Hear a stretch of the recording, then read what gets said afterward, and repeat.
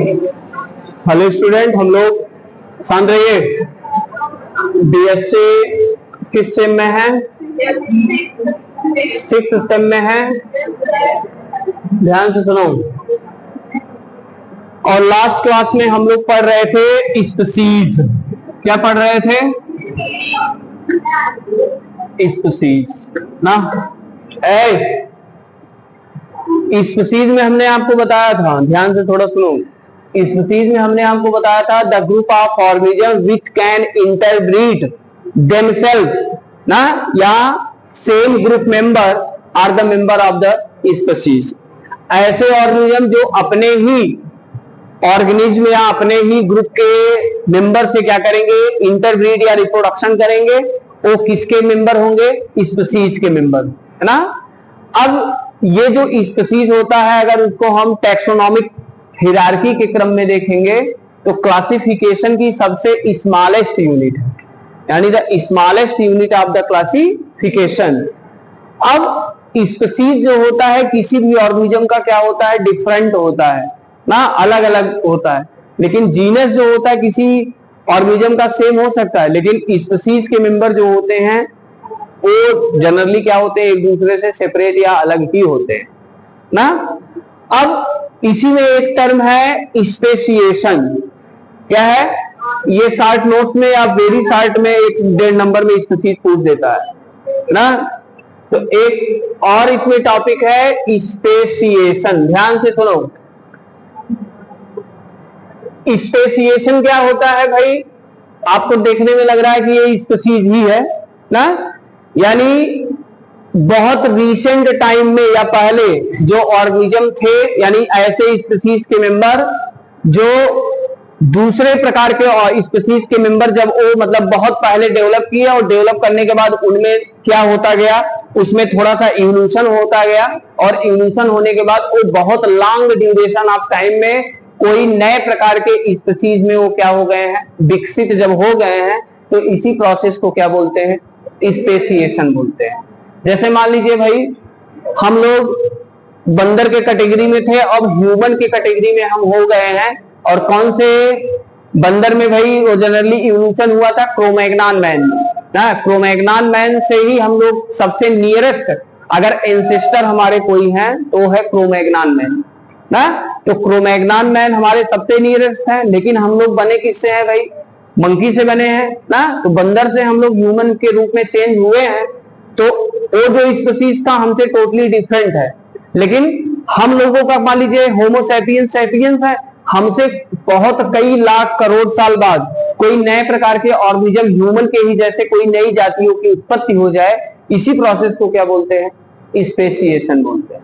यानी long duration of time में जो ऑर्गेनिज्म प्रेजेंट थे प्री एग्जिस्टिंग, उसमें कुछ ग्रेजुअल मॉडिफिकेशन हो जाए, कुछ चेंजेस हो जाए, और नए प्रकार की जातियों की उत्पत्ति होगी, और उस नए प्रकार के जातियों की उत्पत्ति होने की प्रक्रिया को क्या बोलते हैं? स्पेसिएशन। समझ में आया कि नहीं? अब ये स्पेसिएशन कई प्रकार का होता है। एक होता है एलोपैट्रिक स्पेसिएशन। क्या होता है? एलोपैट्रिक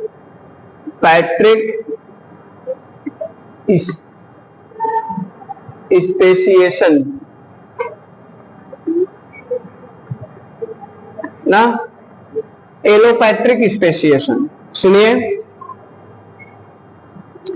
अगर एलोपैट्रिक स्पेसिएशन की हम बात करें तो आप लोग एक पढ़े थे आइसोलेशन, हमने आपको बताया था ना। तो आइसोलेशन में एक प्रकार के ऑर्गेनिज्म दूसरे प्रकार के ऑर्गेनिज्म से वो क्या होंगे?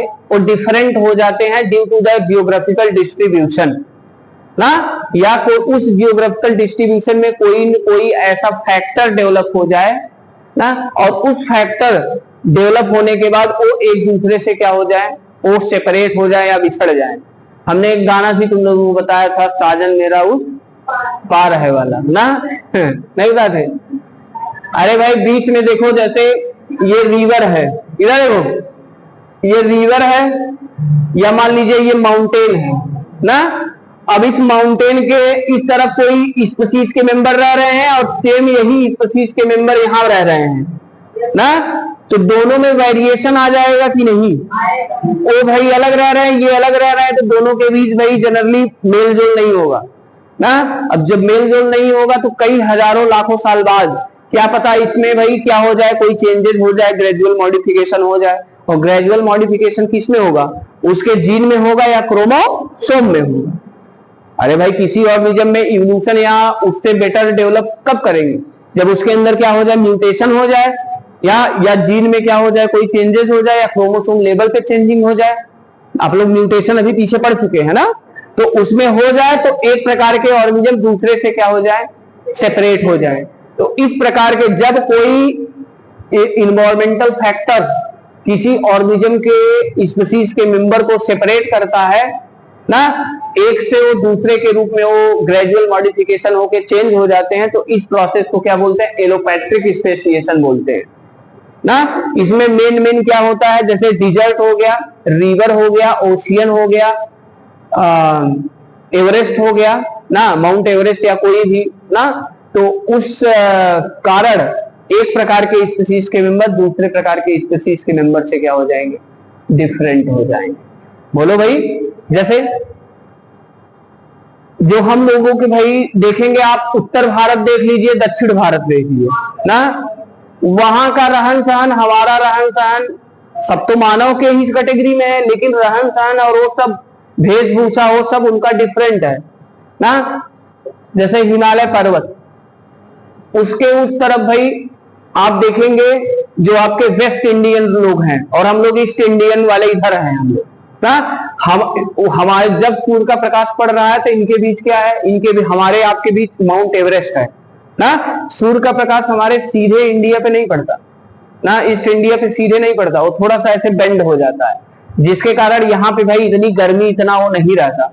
लेकिन वेस्ट इंडीज वगैरह के लोगों को देखो, एकदम महाकरिया, करिया ना महाकरिया एकदम, तो उन्होंने एकदम करिया काहे हो जाते, उसके पीछे रीजन है कि भाई सूर्य का प्रकाश डायरेक्ट पड़ता है ना, टेम्परेचर बहुत हाई रहता है वहां पे, समझ में नहीं, इसीलिए वो क्या होते हैं, थोड़े से वो उनका स्किन एकदम झुलस जाता है ना। जब झुलस जाता है तो भाई थोड़ा सा टेम्परेचर के नाते उनका ऐसा है, समझे कि नहीं। क्रिस गेल को देखी हो, आंद्रे रसेल को देखी हो, सिमरन हेटमायर को देखी हो, नया नया नाम। अरे हरे, चलो तुम लोगों को मिलवाते हैं क्रिस गेल से एक दिन। कोई महाकरिया है एकदम ना, तो इधर देखो। तो मतलब कहने का ये आता है, हम लोग स्पीशीज होमोसैपियंस के ही स्पीशीज के मेंबर हैं, लेकिन भाई कोई न कोई बैरियर या फैक्टर आ गया जिसके कारण हमारा उनका रहन सहन, स्किन कलर पैटर्न या बॉडी का जो स्ट्रक्चर वो क्या हो गया, चेंज हो गया है।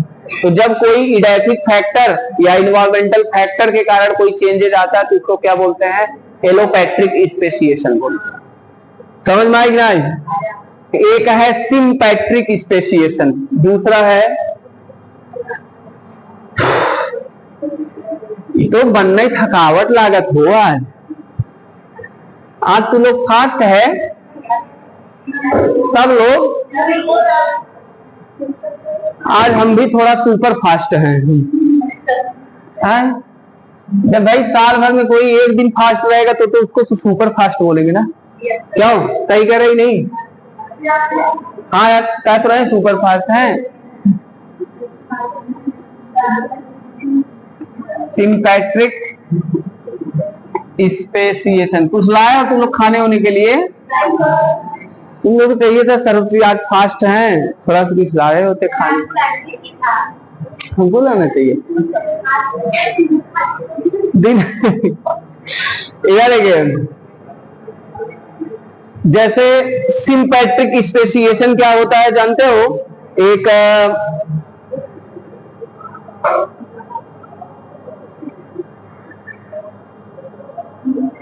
हाँ, सिम्पैट्रिक स्पेसिएशन व स्पेसिएशन होता है जैसे कुछ स्पीशीज के मेंबर, जैसे आपके एक फ्लाइज है, फ्लाइज मतलब होता है, फ्लाइज मतलब मक्खियां ना, तो एक फ्लाइज है, उसके जो एंसेस्टर हैं 2 साल पहले, जो आपके कोई भी हाउस फ्लाइज है या कोई भी फ्लाइज है, मक्खियां हैं, वो जानते होंगे कि उनका पर्टिकुलर कोई न कोई होस्ट होता है, होस्ट मतलब पोषण होता है, जैसे मधुमक्खी, आप कहिए मधुमक्खी बोले तो भाई हनी बी जिसको बोलते हैं। अब हनी बी का एक पर्टिकुलर होस्ट होता है क्या, कि कोई भी प्लांट्स वगैरह का जो फ्लावर जहां पे वो अर्ली राइज होता है, तो वो प्लांट उनका क्या होता है, होस्ट होता है। होस्ट मतलब पोषक जिससे वो भोजन को प्राप्त करते हैं ना। तो वो होस्ट फ्लाई जो होते हैं, या फ्रूट फ्लाई देखिए, फ्रूट फ्लाई जानते हैं, फल मक्खियां, वो दूसरे पे किसी पे बैठेंगे नहीं, केवल फ्रूट पे ही बैठे, बहुत चमकीले रंग की होती है, देखे होंगे थोड़े बड़े किस्म की होती है, तो वो फ्रूट फ्लाई उनको बोलते हैं ना। अक्सर जो फल उनके दुकान लगाए रहते हैं मार्केट में, देखो वहां पे दिखते ही ना, आपके किचन वगैरह में फल फ्रूट रखा है तो वहां पे दिखेंगे। खाने वगैरह पे वो मक्खी नहीं बैठती है, क्यों, क्योंकि उसका नाम है फ्रूट फ्लाई, उसका जो होस्ट है वो क्या है, फ्रूट्स है। तो इधर देखो, तो कुछ फ्लाइज के 200 पहले के एंसेस्टर जो थे, वो अपने अंडे को वुड वगैरह, जो लकड़ी का ढेर होता था ना, उस लकड़ी के ढेर वगैरह पे उस अंडे को वो देते थे 200 साल पहले। लेकिन आज के समय में उसी फ्लाइज के जो स्पीसीज के मेंबर डेवलप हुए हैं, और रिसेंट टाइम में वो किसी पर्टिकुलर होस्ट पे अंडे को क्या करते हैं, देते हैं। तो इनके बीच भाई स्पेसिएशन हुआ है कि नहीं हुआ है, नहीं समझ में आया क्या। हमने बताया कि जैसे एक मक्खी है कोई, फ्रूट फ्लाई समझिए, ये फ्रूट फ्लाई के 200 साल पहले वाले जो पूर्वज थे, वो अंडे को कहां देते थे, लकड़ियों के ढेर पे देते थे। जैसे ये लकड़ी का ढेर है, सपोज दैट ना, इस लकड़ियों के ढेर के अंदर भाई वो क्या करते थे, अपने अंडे वगैरह को देते थे। लेकिन आज के समय के 200 साल बाद जो उसी फ्रूट फ्लाई के जो मेंबर हैं, वो आपके किसी पर्टिकुलर किस पे, किसी पर्टिकुलर फल पे, ये फल दिख रहा है हाँ कि पर्टिकुलर फल पे क्या करते हैं, पर्टिकुलर फल पे वो अपने अंडे को देते हैं। तो कहने का ये ऐसा है, तो मेंबर तो सेम है, लेकिन बहुत लॉन्ग ड्यूरेशन ऑफ टाइम में उनका हैबिटेट, अंडे देने वाला जो हैबिटेट है वो क्या हो गया, चेंज हो गया। तो यही चेंजेस जो होता है उनके बॉडी स्ट्रक्चर या उनके मार्फोलॉजी या उनके बिहेवियर पैटर्न में, यही तो स्पेसिएशन है भाई। तो इस प्रकार के स्पेसिएशन को क्या बोलते हैं, सिम्पैट्रिक स्पेसिएशन।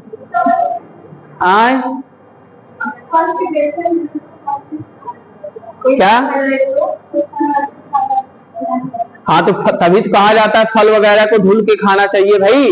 जैसे कटा फीटा जो फल है, अब फ्रेश फल पे नहीं बैठेंगी वो, जो थोड़े से स्मेल करते हैं या सड़े गले होते हैं ना, उसी पे वो बैठ कर अपने अंडे वगैरह को क्या करती है, लेस करती है। जैसे देखो इधर देखो, जैसे जो फल वगैरह की दुकान है, जो फल वगैरह डैमेज हो गया तो उसको फेंक देंगे, अब फेंकने के बाद वो सड़ेंगे गलेंगे तो वहां जाके देंगे। फ्रेश फल वगैरह पे नहीं जल्दी बैठती, क्योंकि मक्खियों का नेचर होता है कि अच्छे प्रोडक्ट जो होते हैं जल्दी उस पर नहीं बैठती है, लेकिन थोड़े से जो गंधुए होते हैं उस पर जाके बैठती, समझे कि नहीं। तो सुनो, तो ये सिम्पैट्रिक स्पेसिएशन हो गया, ठीक है। उसके बाद एक टॉपिक है इसमें,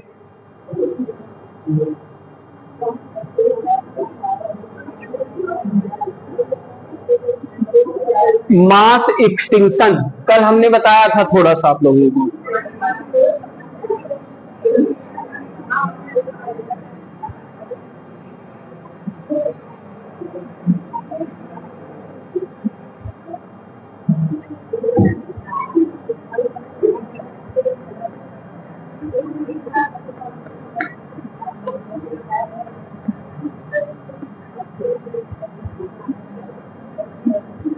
मास एक्सटिंक्शन।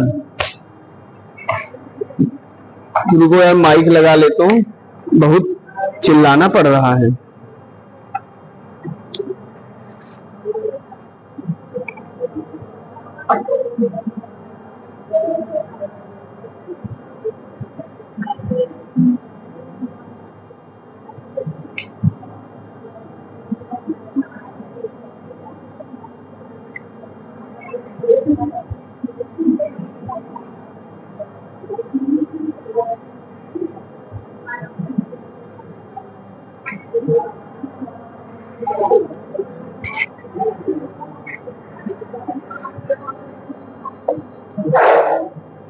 सुनिए, अगर हम बात करें मास एक्सटिंक्शन, सुनिए, और मास मतलब होता है यहाँ पे, मास मतलब द्रव्यमान नहीं, मास मतलब बहुत लार्ज ना। एक्सटिंक्शन मतलब क्या होता है? एक्सटिंक्शन मतलब विलुप्ति, मतलब ऐसे ऑर्गेनिज्म जिनका डोमिनेंसी बहुत पहले आपकी पृथ्वी पे बहुत ज्यादा था, लेकिन आज के समय में वो ऑर्गेनिज्म इस पृथ्वी पर नहीं है। एज लाइक उसका प्रत्यक्ष उदाहरण आपको डायनासोर के रूप में दिखेगा ना, डायनासोर। उसके अलावा आपके जो व्हाइट लायंस हैं ये भी बहुत ज्यादा विलुप्त हो गए हैं, कुछ ही केवल रह गए हैं। एशियाटिक लायन के रूप में आपके टाइगर या सुंदरबन जो है, सुंदरबन नेशनल पार्क जो है, केवल वहीं पे आपको दिखेगा और बाकी के जगह वो लगभग विलुप्त हो गए हैं। तो मास एक्सटिंक्शन वह प्रोसेस होता है जिसमें कोई ऑर्गेनिज्म उनकी या उसके स्पीशीज के मेंबर वो क्या हो गए हैं? विलुप्त हो चुके हैं। अब इस एक्सटिंक्शन का या मास एक्सटिंक्शन का मेन कुछ कारण होता है, जैसे कोई कारण बताइए कि कोई ऑर्गेनिज्म विलुप्त कब होता है? यानी सबसे पहला हो गया इन्वायरमेंट चेंजेस, या उसको क्लाइमेट चेंजेस बोलते हैं। क्या बोलते हैं? क्लाइमेट चेंजेस, ठीक है। दूसरा होता है अवेलेबिलिटी ऑफ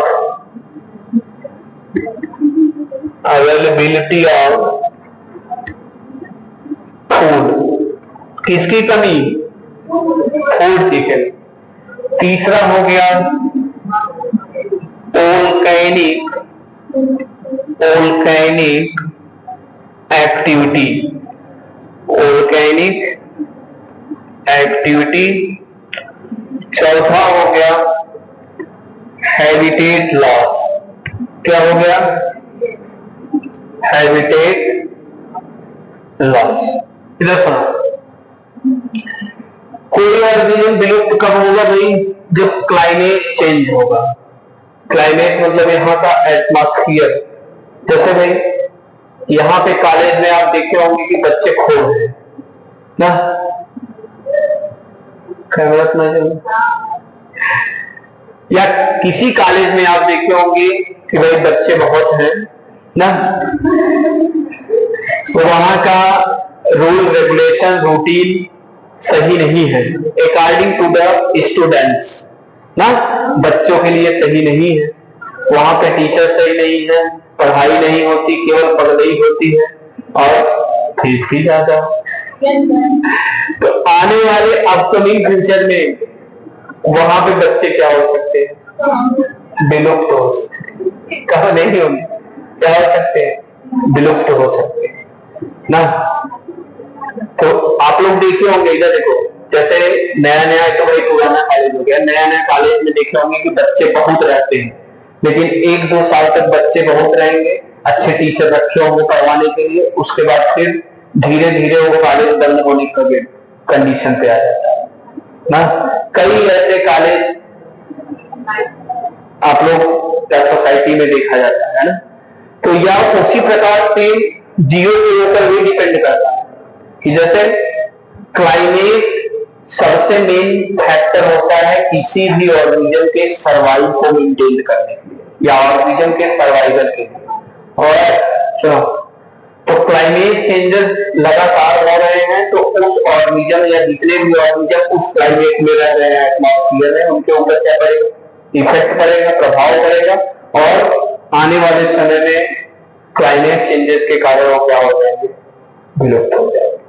चलो भाई, अब क्लाइमेट चेंजेस में जैसे इस समय भाई CO2 कंसेंट्रेशन बहुत बढ़ रहा है, ग्लोबल वार्मिंग हो सकता है, रेडिएशन ज्यादा हो रहा है ना, तो जिसके ये तो भाई क्या, ये क्लाइमेट चेंजेस ही है ना। तो ये सबसे मेन कारण होते हैं मास एक्सटिंक्शन का। कहा तो कौन लिखा था? मैं कुछ लिखा था। दूसरा है अवेलेबिलिटी ऑफ फूड, भोजन की कमी ना। आप लोग राजेश खन्ना की एक मूवी है रोटी कपड़ा और मकान, देखी हो? नहीं देखी हो? बुलेट राजा देखी हो मूवी? तब क्या देखते हो? मूवी नहीं देखते तब क्या देखते हो? पीके? पीके का? अच्छा पीके वो जब बजवाई से टांगे रहते, जैसे अशोक सर कहो बहुत टांगे रहते। इधर देखो, अवेलेबिलिटी, अवेलेबिलिटी ऑफ फूड क्या है? भोजन की कमी ना। तो जैसे किसी भी ऑर्गेनिज्म में, हमने आपको बताया राजेश खन्ना की मूवी रोटी कपड़ा और मकान, किसी भी ऑर्गेनिज्म को सरवाइव करने के लिए हम ह्यूमन बीइंग की बात कर रहे हैं, यही 3 चीज चाहिए, रोटी कपड़ा और मकान, और कुछ चाहिए?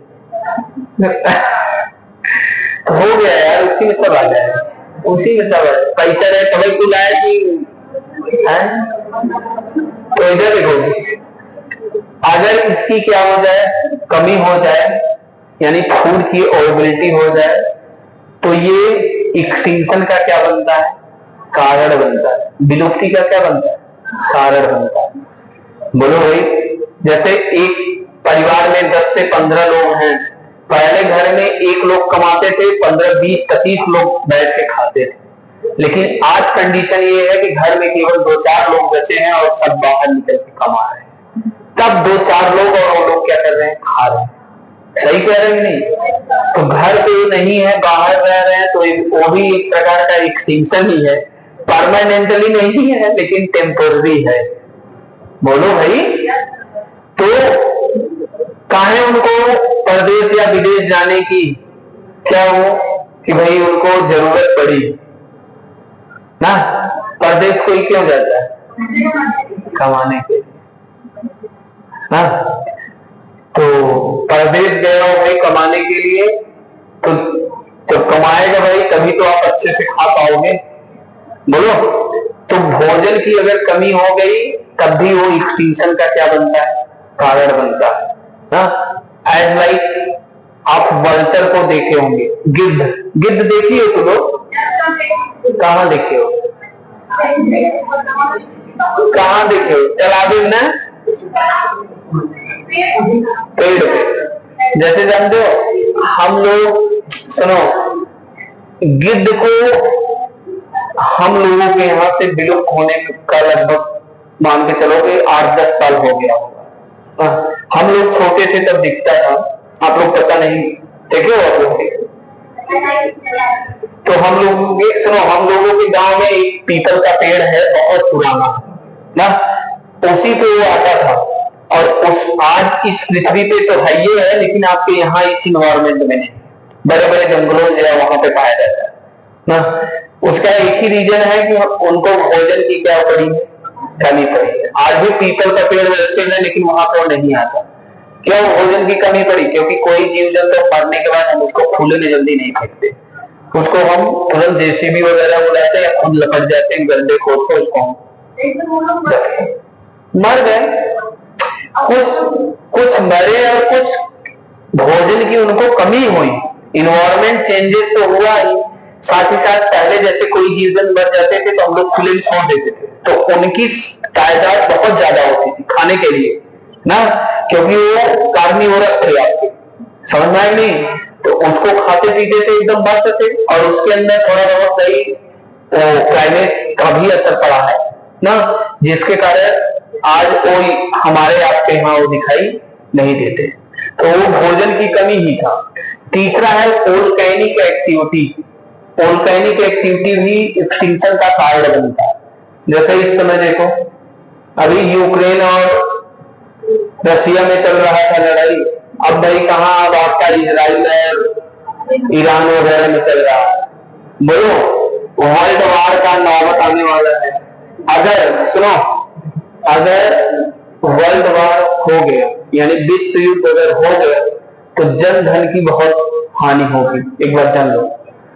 साथ ही साथ जन धन की तो हानि होगी, साथ ही साथ जितने भी रेडिएशन कंटेंट उसमें प्रेजेंट है, जो जितने भी मिसाइल है वो सब यूज कर रहे हैं। और जानते हो एक एक मिसाइल बनाने में लगभग 500 से 1000 करोड़ रुपए एक मिसाइल्स वगैरह बनाने में यूज होता है। 100 से लेकर 1000 करोड़ तक के मिसाइल्स आपके वहां इजराइल वगैरह में बना ना। सुनो, उस मिसाइल्स में जो टारगेट को फिक्स करता है एक चीज होता है जिसका नाम है राडार। क्या नाम है? राडार। तो राडार लगा रहता था मिसाइल में। तो ईरान वाले बहुत चालाक थे ना। जो इजराइल मिसाइल छोड़ती थी तो ईरान वाले क्या किए कि उसके रडार को नष्ट कर दिए, उसके रडार खत्म कर दिए। लो बेटा, अब तुमको कहां गिरना है तुम बोला गए।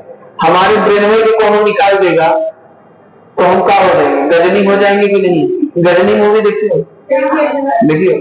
उसका ब्रेन मार देता है, हुमुस के मार देता तो वो पकड़ा जाता। क्या क्या करता है क्या नहीं उसको पता ही नहीं।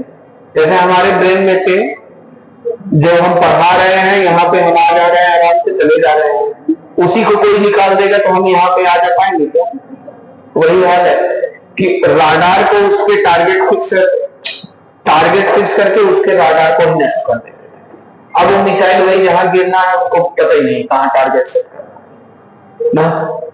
तो अब वो जब विस्फोट करेगा तो उसमें से क्या होंगे? उसमें से कई प्रकार के रेडिएशन होंगे जो हमारे आपके लिए क्या होते हैं? हानिकारक होंगे। ठीक है।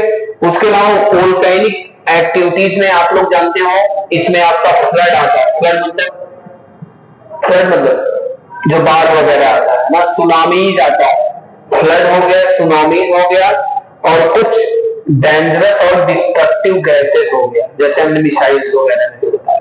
अगर एटम बम वगैरह छोड़ दिए जाए ना, जान लो अमेरिका और जितने भी कंट्रीज हैं सब एटम बम बना के रखे हैं, केवल बहादुरी में कि हम उनसे कमजोर नहीं है। अरे लगा तू यूज करेगा तू बचेगा क्या? कोई नहीं बचेगा, पूरे पृथ्वी का विनाश हो जाएगा। और आज नहीं कल होना तय है, विनाश होना पृथ्वी का आज या कल होना क्या है? तय है। समझ में नहीं? अब चाहे जब वो भी नहीं सकता है, चाहे जब वो क्या होता है वो हो सकता है, बंद करें, चाहे जब वो हो सकता है। समझना कि नहीं? चाहे जब हो सकता है। और ये जो प्रोसेस होता है कि जैसे भाई अरे यार इतना तेज कवाड़ी बंद कर सब जान जाए। अरे तो सुनो, तो वोल्केनिक एक्टिविटीज में आप लावा वगैरह भी आता है। लावा खाई अगर लावा क्या ज्वार वाटर जो वो होते हैं, हाँ देखे होंगे आप लोग, ये समुद्र वगैरह में वो डेवलप होता है। आप लोग कभी मुंबई गए हैं? मुंबई में देखो एक है प्लेस जूही चौपाटी का बोलते हैं उसको, जूहू का पता नहीं का। वहां पे देखो लहर एक बार आता है फिर कुछ दिन हवा देता है फिर ऐसे चला जाएगा ना। कभी वैसे कभी कभी जानते हो सुनामीज वैसे ही आती है जब ग्लेशियर्स वगैरह पिघलेगा ना। सुनो, अभी 4 से 5 साल पहले श्रीलंका में आया था, आप लोग देखे थे जो सुनामीज आया था, देखे नहीं? तो आधे श्रीलंका को पूरे से बहा लेके आया था।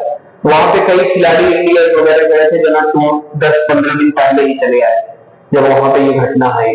और श्रीलंका में अर्थव्यवस्था एकदम चरमरा गया था, तो सब कंट्रीज ने उसको क्या किया? इकोनॉमिकल सपोर्ट किया। समझ में आया नहीं? बहुत बुरी हालत हो गई। तो कहने का ये अर्थ है कि जो ये वोल्केनिक एक्टिविटीज है, हाँ, ये भी एक प्रकार के इन्वायरमेंट फैक्टर में ही आएगा जो आने से किसी भी ऑर्गेनिज्म को विलुप्त कर सकता है। चौथा और लास्ट है हैबिटेट लॉस। क्या है हैबिटेट लॉस? हैबिटेट लॉस आप लोग जान ही रहे हो। हाँ, जैसे हम लोग डिफॉरेस्टेशन कर रहे हैं लगातार, बॉटनी वाले पढ़े होंगे। एक होता है डिफॉरेस्टेशन, एक होता है रिफॉरेस्टेशन और एक होता है एफॉरेस्टेशन। तीनों में डिफरेंस है।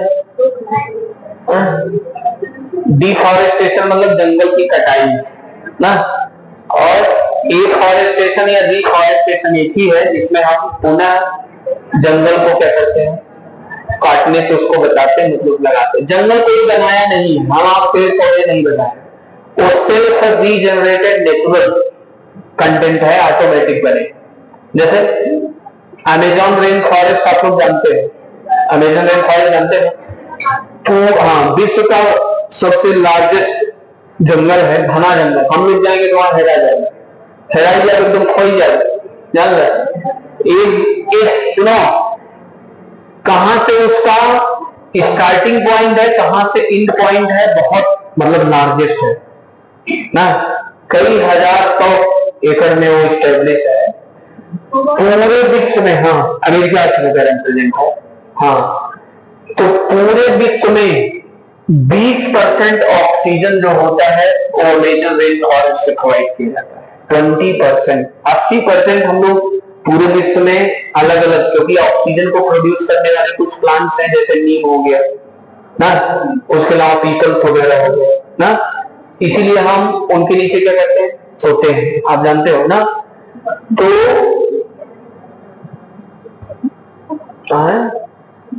क्या बोलूं, डर लगा था।